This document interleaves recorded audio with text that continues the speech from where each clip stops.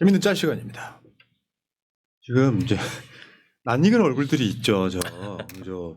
우리 초심님, 안진걸, 오동현, 맨 오른쪽은 솔직히 잘 모르겠어요. 네, 촛불행동 네, 대표. 네, 아, 네, 네. 촛불행동이요? 네, 촛불혁명 네 대표.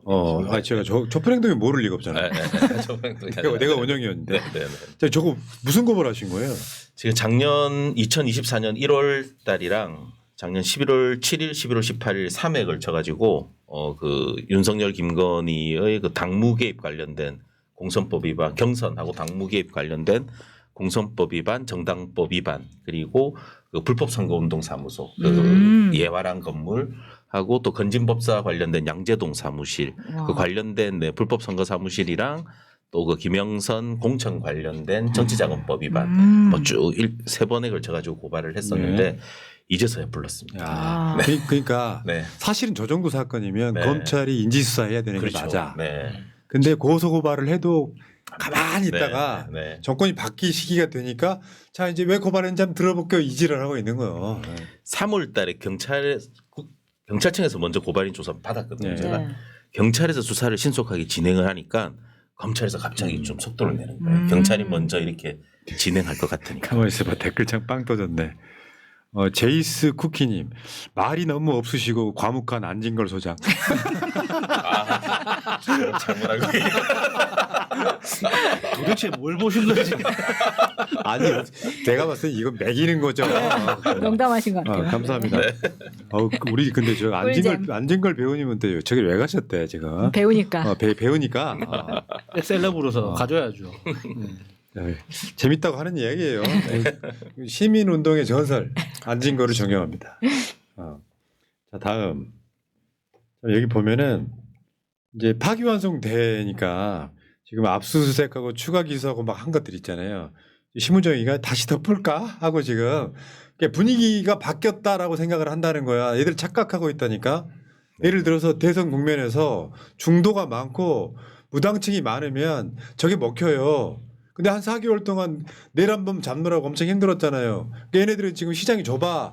그 상황에서 이재명에 대한 파기환송에서 약간 유죄 취지가 나오면 국민들이 더 결집한다니까요. 네. 착각이라고.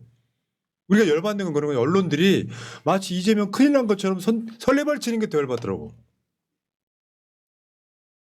자, 어쨌건 지금 검찰이 열심히 지금 해놨다가 다시 덮을까 말까 지금 하고 있다 이런 이야기입니다. 다음만 봅시다.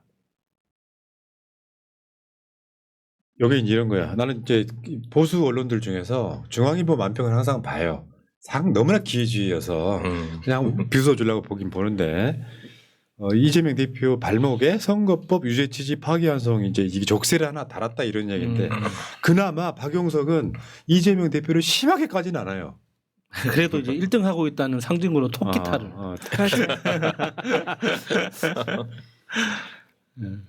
자 다음 한번 볼게요. 여기 저 조이대도 보면 참 그 이재명 유죄 취지 파기환송해가지고 줬다 뺏는 느낌?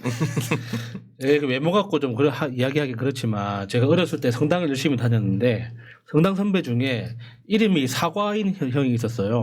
사과? 예. 이거 턱이 너무 이렇게 두드러져가지고 얼굴이 사각형으로 생겼고. 별명 아니고 예, 사과 먹을 때 사각 하잖아요. 네. 그래서 이제 사과라고. 변명. 이제, 별명. 별명이. 예. 이게 열받는 거야. 2심에 완벽한 문제가 나왔잖아요. 근데 윤석열이가 임명한 대법관들이 일제히 나서가지고 요거를 유죄 취지로 돌려보냈다고 쳐. 그러면 국민들이 그 조이대에 대해서 야, 니들 판결 정확했다라고 느낄까요? 이 정치 판결이라고 그냥 느끼게 되는 거예요. 그 다음 한번 보겠습니다. 예법 이재명 유죄 파기환송. 그 순간 한덕수가 사퇴를 하잖아요. 딱 네. 몇십 분 만에. 네. 최상목이가 다 계획이 있으셨구나 이렇게. 예. 그러니까 누가 봐도 너무 뻔하게 티가 그렇죠. 나잖아요. 그러니까 저건 정상적인 절차가 아니다. 네. 저건 상식을 벗어났다. 그리고 뭔가 본인의 의지든 타인의 의지든 뭔가 정상적이지 않은 어떤 힘이 작용하고 있다. 네. 다 누가 봐도 느낄 수 있잖아요. 대법이 판사들 죽이는 짓 한 거예요 지금. 그러니까 다시 말씀드리지만 우리 오늘 방송 내내 유치일 거예요. 민주당은 대법관들 일제히 탄핵할 수 있는 준비를 계속 맞춰야 돼요. 네. 자 다음 이게 이제 어제 좀 논란이 됐었던 것 중에 네, 하나죠. 내규 관련된. 네. 대법원 전원합의체의 심리 절차에 관한 내규. 심리할 사건을 적어도 그 합의 기일에 10일 전까지 지정하여야 한다라고 하는데 이게 지금 위반됐다는 거죠. 네네. 그래서 뭐 물론 저 지금 단서 조항에 보면 신속한 심리를 위해서 필요한 경우에는 바로 지정할 수 있다고 되어 있지만 이러기 위해서도 뭔가 보고를 받고 기록 그렇죠. 검토는 필요하다는 예. 거죠. 네, 그렇지도 전혀 안 했기 때문에 내규에 반한 그런 절차였다. 이거 네. 그래서 탄핵 사안이 된다고 보는 네, 거예요. 자, 그다음 이게 우연일까 9일 만의 판결. 한번 쭉 읽어봅시다. 리마인드 차원에서. 자, 4월 22일 대법원 이재명 사건을 소부에 배당했다가 당일 오후에 조희대 대법원장이 전원 합의체의 회부 이후 이례적으로 속도전. 4월 27일 민주당 89.77% 지지로 이재명 후보를 대선 후보로 확정. 4월 29일 대법원 이재명 사건의 상고심 선고일을 이틀 뒤인 5월 1일로 지정 공지. 4월 30일 한덕수 대행 총리직 사임하고 대선 출마 예고. 5월 1일 대법원 윤석열 임명 대법관 10명의 다수 의견으로 이재명 사건 2심 판결 깨고 고법으로 파기환송. 이어서 한덕수 대행은 총리직 사임 발표. 5월 2일 한덕수 대행 출마 기자회견. 이 모든 것이 우연이냐 짜고 치는 거 아니냐. 그러니까 어떻게 보면 조희대는 김건희나 윤석열한테 약점이 잡혀 있고 그래서 이게 지금 뒤에서 주무르고 있는 사람이 있다라는 의혹이 좀 가까워요. 맞습니다. 한덕수는 윤석열의 아바타로 지금 출마한다는 얘기도 컨트롤 있고. 타워가 네. 그렇죠. 누가 봐도 김건희하고 윤석열을 보입니다 일단은. 다음에 이것도 있었습니다. 뭐냐면 1심 판결을 그대로 외웠다라고 하는 게 그런 내용이에요. 1심 판결은 이 사건 골프 발언은 피고인이 김문기와 함께 간 외유 출장 기간 중에 김문기와 골프를 치지 않았다는 것으로 판단됨 했는데 어제 대법원이 골프 발언은 네. 피고인이 김문기와 함께 간 해외 출장 기간 중에 김문기와 골프를 치지 않았다는 의미로 해석되고 그대로 읊었다라는 얘기예요. 네. 1심 판결하고 이게 밑에 보면 그렇게 돼 있잖아요. 그대로 복사하니 욕만 쪽으로 읽어볼 필요가 없었고 처음부터 1심과 같은 판결하려고 작정한 것이 이 정도면 탄핵 사유 빼박이네 했습니다. 그러니까 어제 다 선고문 판결문 들으면서 계속 마음속으로 욕할 수밖에 없는 게 네가 뭔데 그걸 판단하고 있는데. 그러니까 그러니까 판단을 하더라고요. 선거인이 받는 인상으로 판단한다고 한 네. 거잖아요. 그거는 추측인 거잖아요. 추측. 그러니까 그건 앞으로 방송에서 그 선거 기간 동안 토론하는 모든 정치인들에 대해서 법원이 판단한다는 뜻이잖아요. 그러니까 기존 대법원 그 정읍시장 그 맞아, 정읍시장. 판례에서 네. 대법원이 무죄로 파기환송을 하면서 했던 게 표현의 자유를 좀 넓게 인정을 해야 된다 이거예요. 그리고 뭐 이런 어떤 선거법, 공소법 관련 사건으로 선출직의 피선거권을 박탈하는 것을 수사기관이라든지 법원에서 과도하게 이렇게 의해서 결정이 되는 것은 합리적이지 않기 때문에 네. 넓게 판단해야 된다는 그런 판례가 있었고 대법원이 선례가 있었고 항소심에서도 그런 걸 바탕으로 해서 문구 하나를 볼 것이 아니라 전체적인 취지라든지 맥락을 가지고 판단을 해야 된다고 해서 무죄를 선고한 거거든요. 근데 갑자기 기존의 자기들 입장하고 다르게 자기들이 그러니까. 해석한 거잖아요. 이렇게 판례도 뒤집고. 일반인들이 봤을 때는 그렇게 받아들일 거다. 그건 자기들의 추측인 거잖아요. 그래서 이건 네. 탄핵 사안이 된다고 네, 보는 맞습니다. 거예요. 네. 하나둘씩 이거 따지고만 들어가도 전부 다 탄핵해도 저는 무리 없다고 생각하고. 처형감. 자, 그다음에 소상호 변호사도 한번 읽어보겠습니다. 조희대가 어떤 사람인지. 조희대는 12.3 윤석열 내란 계엄 당시 그 한밤에 왜 사법행정회의를 열었는지 혹시 계엄사 재판사무 협조를 위한 내란 가담을 위한 건 아니었는지 국회가 12월 4일 새벽 1시 1분경 계엄 해제를 의결했음에도 왜 사법행정회의를 계속 이어갔는지 2차 계엄을 염두에 둔 가담 행위는 없었는지 윤석열 한남동 공관에 붙은 대법원장 공관 위치를 고려할 때 계엄 전 사전 모의가 없었는지 본인이 직접 계엄 내란에 가담해서 판사 체포 시도에 대한 법원 내 빗발치는 입장 표명 요구를 묵살한 건 아닌지 법사위 청문회로 낱낱이 밝혀야 합니다. 정답 이겁니다. 약점 잡혔다고 하는 네. 게 내란 공모자일 가능성이 매우 높은 거예요. 가담자네요. 이것만 가담. 보면은. 봐야죠. 그러니까 제일 네. 이상했던 게 그 계엄 다음 날 아침에 출근하면서 기자들이 물어봤잖아요. 네. 그러니까 이번 이 내란 사태에 대해서 어떻게 생각하시냐? 아무 말도 안 했습니다. 했네 그러면. 분명히 그러니까 그 포고령에 그렇죠. 판사 체포가 있었는데 판사 체포했었는데 그거에 대한 입장 표명이 네. 없었거든요. 즉결 처형감이네. 자, 다음. 저 둘이 누구냐면요. 조희대 딸과 사위예요. 둘 다 법무법인 지평에서 일하는 변호사들입니다. 굳이 제가 왜 이 얘기를 하고 싶은 거냐면 그렇게 해가지고 독재 부역하고 기득권을 유지하고 자기 자식들은 회의허식하는 거예요. 뭐 신성가족이라고 하잖아요. 그러니까 자기 딸까지도 변호사 만들고 자기 변호사인 사위를 얻어가지고 계속해서 자기들 권력 유지하는 거예요. 자, 에휴. 조수진 변호사 것도 한번 볼까요? 이재명 후보 대법 선고 2대 미스테리. 1. 7만 쪽 기록 이틀 만에 다 읽었나? 2. 법률심인데 왜 사실 판단을만 하나? 사법역사 최초 이재명만 9일 만에 파기환송, 윤석열만 시간 계산 구속 취소. 법원 지금 뭐 합니까? 예. 탄핵 사안입니다. 그렇죠. 오늘 우리 방송의 키워드는 조희대 등 대법관 전부 탄핵이에요. 총살감이네요 네. 정말. 다음 진해원 검사가 한 말입니다. 어떤 커뮤니티에 올라온 글인데 현재 법원 조직법 헌법에는 경영 규정이 없고 네. 법원 조직법상 조직법상 70세인 법원 조직법상 70세인 대법원장과 대법관의 정년 65조 규정을 바꿔서 일반 검사와 동일하게 63세로 바꾸면 된다고 하네요.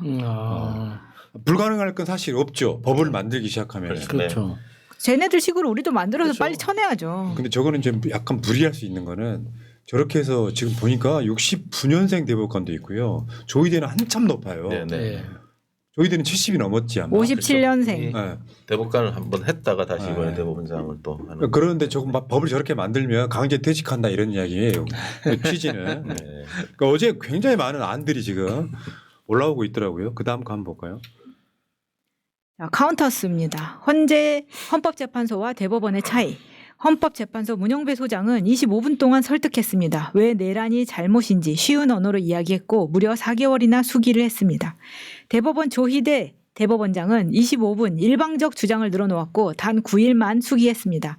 대한민국의 주인은 국민이 아니라 우리다. 이 말을. 이 차이인 거지. 이재명 대표 똑같은 얘기했잖아요. 결국 국민이 한다고. 조희대 같은 자들은 윤석열과의 어떤 공범관계, 기득권 카르텔 그렇다 보니까 이재명이 대통령 되는 걸 못 봐를 어제 노골적으로 선언한 거예요. 다른 언어로 법이란 언어로. 소수 의견 자체가 너무나 다수 의견하고 다르게 네. 이렇게 소수 의견이 나왔으면은 거기에 대해서 왜 소수 의견을 받아들이지 않고 다수 의견을 이렇게 했는지에 대해서 설명이 좀 있어야 되는데 맞죠. 그런 게 전혀 없었습니다. 맞아요. 네. 특히나 그 반대 의견이 네. 훨씬 더 많다고 그렇죠. 하잖아요. 네네. 훨씬 그런 게 더 어디 있어요. 네. 우리가 이유는 모르겠고 10대 1로 우리가 파기환송하기로 했어. 사실 그 결론이잖아요. 네, 맞습니다. 그냥 숫자로 그냥 이렇게 한 거죠. 네. 자, 다음 정청래 법사위원장. 국민 여러분 너무 걱정 마십시오. 대법원의 비이성적 폭거를 막겠습니다. 헌법 84조 정신에 맞게 곧 법 개정안 재판 중지를 법사위에서 통과시키겠습니다. 눈에는 눈, 이에는 이입니다. 그러니까 이런 거야. 법을 계속해서 이야기하지만요. 정권만 바뀌잖아요. 일단 대선까지 완주만 하잖아요. 네, 맞습니다. 모든 법은 다 바꿀 수 있어. 민주당이. 그걸 아셔야 돼요. 다 그러니까 바꾸자. 이 목표를 법을 바꾸는 게 아니라 이 제도와 시스템을 바꾸는 걸 목표로 가야 되는 거예요. 그 말이지. 네. 그러니까 이게 지금 조희대 대법원장이 문제이기 때문에 대법원장 선출 시스템을 바꾼다거나 그 정년을 바꾼다거나 이런 게 아니라 진짜 왜 그동안 국민은 행정에 참여를 못했나? 왜 국민은 사법에 참여를 못했나? 이런 근본적인 문제의식을 가지고 접근을 해야 된다는 거예요. 그러니까 지금 당장 급한 거는 네. 법을 바꾸면 그 법을 위법하지는 못하잖아요. 그렇죠. 네네. 얘네들이 법을 좀 얼기설기해갖고 잠깐 좀 완벽하게 만들어져 있지 않아. 그 빈틈을 법비들이 파고드는 거예요. 사실은 합법도 아니고 불법도 아니고 편법을 막 이용해가지고 기득권 지키려고. 그러니까 이 상황도 이런 거 아니에요. 원래 다수설은 현직 대통령은 형사상 내란과 외환을 제외하고는 형사소출을 받지 아니한다. 거기는 재판도 포함되어 네네. 있는데 요거를 굳이 이렇게까지 법을 바꿔야 되는 것. 이 자체도 어떻게 보면 법으로 정해져 있지 않으니까 논란이 생기는 거예요. 그러니까 얘들이 계속해서 입법적인 어떤 불비를 이용해서 이상한 짓을 하니까 모든 걸 이제 법조항으로 넣을 수밖에 없는 예. 상황이 맞아요. 되는 거예요. 이게 정말로 우리 법은 최소화가 돼야 되는데 얘들 때문에 어쩔 수 없이 맞아. 구체화하고 객관적으로 이렇게 촘촘하게 될 수밖에. 촘촘하게 할 수밖에 없는 그런 상황인 것 같습니다. 네. 임상훈님의 SNS를 한번 읽어보겠습니다. 이거 굉장히 중요한 내용이라서 그냥 끝까지 한번 읽어드려볼게요. 조희대의 자살골, 사법부 개혁의 기수. 첫 번째, 경북 월성 출신 조희대는 출세 사다리를 잘 탔다. 박근혜가 대법관 배지를 달아주고 윤석열이 대법관 왕관을 씌워줬다. 어떻게 그게 가능했을까? 두 번째, 그는 보수 중의 보수, 찐보수 판사니까 42세 연예기획사 대표가 14살 여중생을 임신시킨 충격적인 사건에 무죄를 선고. 국민 정서는 용납 못하겠지만 그들 정서에서는 굿잡이었겠지.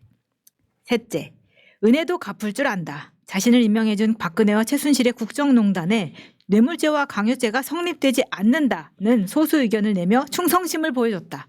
대법원장으로 임명한 윤석열도 무척 든든했겠지. 네 번째, 이번 파기환송 판결을 내린 대법관 중 6명이 그가 제청하고 윤석열이 임명한 인물들이다. 이런 분들을 중립이라고 태그 붙인 언론사들은 도대체 어디 서 있는 걸까? 그들의 중립은 전광훈과 한동훈 사이 정도일까? 다섯 번째, 김명수가 제청하고 윤석열이 임명한 나머지 3명은 어떤 인물들일까? 오석준 대법관은 800원 횡령한 버스기사는 해임이 적법하다 판결. 그러나 85만 원 유흥접대 받은 검사 면직은 취소.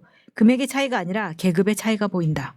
서경환 대법관, 10대 피해자를 유린한 범죄자에게는 무죄를 선고. 그 결과 풀려난 범죄자에 의해 4일 만에 추가 피해자 3명 발생. 판결의 후폭풍이란. 권영준 대법관, 서울대 교수 시절 김앤장 등 7개 로펌에 63개 법률 의견서로 18억 원 수입. 학문과 돈벌이의 경계를 허문 탁월한 비즈니스 감각. 예. 자, 6번째. 이들은 세상을 지배층과 피지배층으로 나누고 대중을 개, 돼지로 보는 듯하다. 서민의 사소한 실수는 현미경으로 들여다보면서 자신들 계층의 큰 비리는 망원경을 거꾸로 들고 보는 모양새. 7번째. 그들에게 검찰과 모피아는 보듬어줘야 할 지배층 카르텔이지만 소년공 출신 이재명은 격이 안 맞고 너무 유능해서 위험한 인물일 거다. 자신들의 공고한 이익과 세계관을 허물 것 같은. 8번째. 하지만 역설적이게도 법원의 권위를 무너뜨린 인물은 조희대 본인이다. 지금 소셜미디어에만 봐도 알 수 있다. 감히 대법원을 비판하는 글을 역사상 가장 많이 쏟아지고 있다. 9번째. 누가 예상했을까? 윤석열이 검찰에 관해 못질을 하고 조희대는 법원의 기둥을 흔들 줄이야. 대법관들의 과거 판결이 다시 조명이 될 거고 사법부의 개혁 방안이 올라올 것이다. 과거에는 감히 그럴 엄두를 못 냈지만 이제 그런 껄끄러움, 금기, 허들이 없어져 버렸다. 10번째, 수십 년 쌓아온 권위는 쉽게 무너지지 않는다. 하지만 한 번 무너지면 복구하기 어렵다. 조희대는 오늘 그런 자살골을 찼다. 그리하여 사법부 개혁의 기수가 됐다. 저는 이렇게 생각하거든요. 기득권이 갖고 있는 한계가 이런 거예요. 현 법 안에서만 생각해. 그래서 약간 합법은 아닌데 불법도 아닌 것 같은 느낌으로 편법을 이용해가지고 기득권 유지를 해요. 근데 국회에는 우리의 히든카드가 있습니다. 민주당. 물론 대통령까지 완주하는 게 중요하겠지만 완주가 되고 나면 무난하게 정권 교체하잖아요. 그러면서 뜬금없이 사법부 개혁한다는 소리를 못해요. 그런데 네. 이런 상황이 터지잖아요. 그러면 검찰 없애라 사법부 개혁해라 이야기 나오잖아요. 그러면 아까 이야기했던 건 이제 최강욱 의원도 그런 아이디어를 냈던데 대법관들의 권위를 뭐 이렇게 네. 그 여러 가지 방식을 써가지고 무너뜨린다거나 하는 게 국민의 요구가 돼버려요. 그걸 이 사람들은 염두에 두지 않는다. 그러니까 이번에 조희대가 진짜 큰 실수를 한 게 대법원이 실제로 어떤 문제를 가지고 있는지 굉장히 오랜 시간 대한민국 건국 이후로부터 지금까지 누적되어 왔던 굉장히 심각한 문제를 안고 있다는 걸 조희대가 명확하게 보여준 겁니다. 그러니까 이번 어제 상임위에서 이야기했죠. 그 대법원이 대법관 한 명당 가지고 있는 사건 수가 몇 개나 됩니까? 물어보니까 작아도 수천 개라고 합니다. 네. 그러니까 지금 대법원에만 올라가면은 몇 년씩 걸리는 게 당연하게 되지 않습니까? 그거는 국민의 기본권을 침해하는 거거든요. 네. 그래서 대법관을 더 많이 늘려가지고 대법원을 확대하자 해도 대법원이 진짜 결사항전하고 반대를 하거든요. 자기들 기득권이 없어지니까. 그러니까 이게 왜 100명을 이야기를 하냐면 지금 현재 숫자에서 100명으로 늘리더라도 대법관 한 명당 할당되는 사건 수가 수백 건 정도 되는 겁니다. 수백 건도 그게 적은 거예요. 그것도 아니거든요. 근데 만약에 대법관을 1000명으로 늘리자 하면 사실 이거는 기본적인 법 상식이 안 맞기 때문에 해외 사례하고 비교했을 때 100명 정도면 좋겠다 이야기를 하는 거예요. 자, 그렇습니다. 다음에 그게 관련해갖고 지금 박근혜 때 상고법원 이야기 나왔고 그거 네. 박근혜한테 청탁하다가 걸렸었잖아 양승태가. 그렇죠. 자, 다음 희대의 대법원 대선 후보 이재명한테는 어떻게 하면 선거에서 떨어뜨릴 수 있을까? 윤석열한테는 어떻게 하면 풀어줄 수 있을까? 대법원이 이지랄 하고 있다는 거야. 법원이. 지기현이 씨발 진짜 또 열받네. 장영진 기자. 발언의 의미를 부석하지 말고 일반에게 주는 인상을 기준으로 허위 사실을 판단해야 한다라는 대법원. 내가 한 말을 남들이 오해했더라도 내가 책임져야 한다는 의미. 어제 판결의 문제점 중에 하나가 저런 그렇습니다. 거였어요. 그리고 어제 빡쳐가지고 최강욱 전 의원이요 길게 썼는데 너무 통쾌해가지고 다 읽어드리겠습니다. 그래서 제가 시간을 좀 길게 잡은 거예요. 자, 대법원조차 함께하는 법비들의 대선 개입. 그래, 너희들이 수사권, 기소권, 재판권을 갖고 어떻게든 내란 세력을 지키고 민주정부의 수립을 막아보겠다 이거지. 법치주의도 민주주의도 법적 안정성도 사법부의 신뢰도 다 너희들의 이익을 지키고자 한다면 다 제쳐버릴 수 있다는 거지. 그럼 우리가 그냥 손 놓고 앉아 하늘을 원망하며 가슴치며 울부짖을 것 같았지? 각오해라. 이젠 주권자의 시간이다. 너희들이 아무리 꼼수와 무리를 거듭해가며 장난을 치고 싶어도 민심을 놓치고 있다는 점을 뼈저리게 느끼게 될 것이다. 이쯤 되면 막 하자는 거잖아. 1. 대선 전 파기환송심에는 출석하지 않는다. 만일 무리하게 기일을 지정하면 재판부 기피 신청은 물론 탄핵소추까지 불사한다. 너희들 마음대로 되나 보자. 2. 공직선거법을 개정해서 허위사실 유포에 대한 구속요건을 엄격하게 변경하거나 아예 폐지할 수도 있다. 너희들 말대로 유죄선고를 할 수 있나 보자. 3. 형사소송법을 개정해서 대통령에 대한 형사재판은 불소추권에 의거하여 당연 정지되는 조항을 추가해도 된다. 너희들 마음대로 재판할 수 있나 보자. 4. 별짓을 다해서 파기환송심에서 벌금 100만 원을 빛의 속도로 선고하고 대법원으로 보내 속전속결로 끝내려 시도를 해봐라. 조희대와 9명의 졸기의 대법관은 전원 탄핵 소추로 직무가 정지될 것이다. 오늘 우리 방송의 주장이기도 해요. 이걸 하려고 시도를 보이는 순간 탄핵해야 된다 이런 거고 그럼 미리 준비를 해놔야 돼요. 본회의 보고해놓고 법사위 보내가지고 네. 본회의 표결을 남겨둔 상태로 스탠바이가 돼야 되는 거고요. 5. 그래도 어찌어찌 대법원 심리가 시작될 수 있나 보자. 법원 조직법 개정에서 대법관 숫자를 100명으로 늘릴 수도 있다. 새 대법관 국민들 마음에 쏙 드는 사람만 지명할 거다. 10명이 90명을 상대로 이길 수 있을까? 6. 이도 저도 못하니 헌재를 믿고 위헌 법률 심사 내지 헌법 소원 제기해봐라. 대선 전에 결정도 안 나겠지만 2명의 재판관은 새 대통령이 임명하는 것이다. 그러려고 한덕수가 2명 지명했다가 지금 나가리 된 거예요. 네. 결국 너희들이 진다. 꼼수와 일탈을 감행하겠지만 민주시민의 결집력과 이재명의 득표율만 높여주는 결과로 귀결될 것이다. 2025년 6월 4일 대한민국 제21대 대통령 이재명이 취임하는 데는 아무런 문제가 없다. 내 말이 맞나 안 맞나 두고 보자고. 그럼 다 걸어라. 나도 내 알량한 인생과 목숨을 걸 테니. 어제 이걸로 위안받았다는 분들이 꽤 많았어요. 실제로 보면은 그러니까 이건 이제 복잡해질 필요가 없어. 대법원이 너무나 빨리 해가지고 약간 불법적으로 그 대선 전에 선고를 내리려고 할 때 탄핵시킨다가 네. 준비돼 있어야 되는 거고. 자, 어제 네가 공감됐던 댓글 하나만 가져와 봤습니다. 니들은 어퍼컷 날렸다고 생각하지? 민주당의 이런 반격은 내가 투표하기 시작한 이후로 처음 보거든.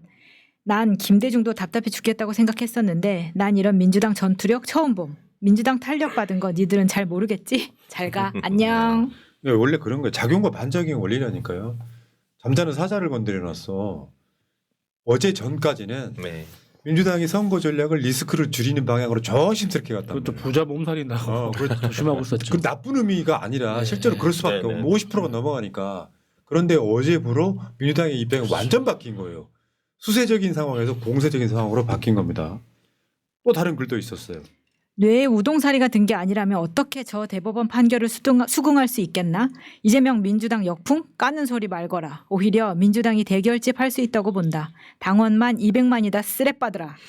대법원의 이번 절차적 문제 대선 개입으로 인한 정치적 중립 의무 위반 철저히 따져 공수처에 고발하고 탄핵 소추에 해야 한다고 본다. 그래 우리가 대세론에 긴장 살짝 풀었다. 그지? 바짝 쪼여볼 게 이것더라. 실제로는 지금 저변에는 민주당 지지층뿐만 아니라 중도들까지 네. 똑같은 생각하고 있는 네. 거예요. 이 새끼들 봐라. 난 민주당 안 찍었던 사람인데 나 투표장 나갈래 이런 분위기가 엄청 많이 네. 만들어져. 상징적인 표현이 있잖아요. 아 내가 이재명을 이 정도로 지지한 건 아니었는데 사람 마음을 이렇게 만들어 버리네. 그러니까 저는 집단지성이 무섭다고 느끼는 건요. 이런 위기가 오잖아요. 그럼 벌벌벌 떠는 사람, 네. 새날 니들이 나빠하는 사람 굉장히 많아 종류는. 근데 결국은 이렇게 수렴해. 흔들림 없다 오직 이재명. 더 굳건해지는 거예요. 실제로 투표율 더 높아질 것 같아요. 네. 우리 예상했던 겁니다. 그럴 것 이 같습니다. 변수에는. 네. 자 다음. 여기 지금요 저 한덕수 홍보실장이 대부업체에 했다는 저 의혹이에요. 전화번호하고 이름이 똑같아. 그러니까 지금 이게 언론사에 보도자료 돌렸던 헐 사람이 대박. 홍보실장 김성호라는 사람인데 이 김성호가 지금 A 땡땡 대부업체에 또 전화번호가 똑같고 이름도 같아요. 전화번호만 같으면 그럴 수 있는데 이름까지 같아요. 이름도. 그럼 네. 빼박이네요. 이게 또 뭐 하는 걸까요? 그러니까 우리가 그 의심하잖아요. 한독수는 자기 돈으로 절대로 생활비를 쓰는 사람이 아니잖아요. 법인카드 아니면 절대로 안 쓰는 네. 사람 아닙니까? 그런데 우리가 그렇게 이야기하지 않습니까? 통상 하루에 1억씩 나간다고. 그렇죠. 그거를 과연 한독수가 자기 돈으로 쓰고 있을까 의심할 수밖에 없는 겁니다. 그러니까 자, 지금 속보 있나 일단 확인해 주세요.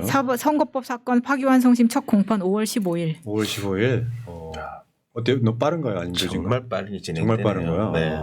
6월 3일 전에 결론 내리겠다는 의지. 아마 뭐 항소심은 그러려고 5월 15일 그날 길 하고 바로 선고길 잡으려고 하지 않을까요? 한 번만 하고. 네, 한 번만 하고 왜냐면 뭐 실질적으로 뭐 파기환송심에서 뭐 증인신문이라든지 이런 증거 관련 절차가 있진 않을 거니까 그런 의지를 보이는 것 같습니다. 그러면 민주당은 지금 대법관들 한 네.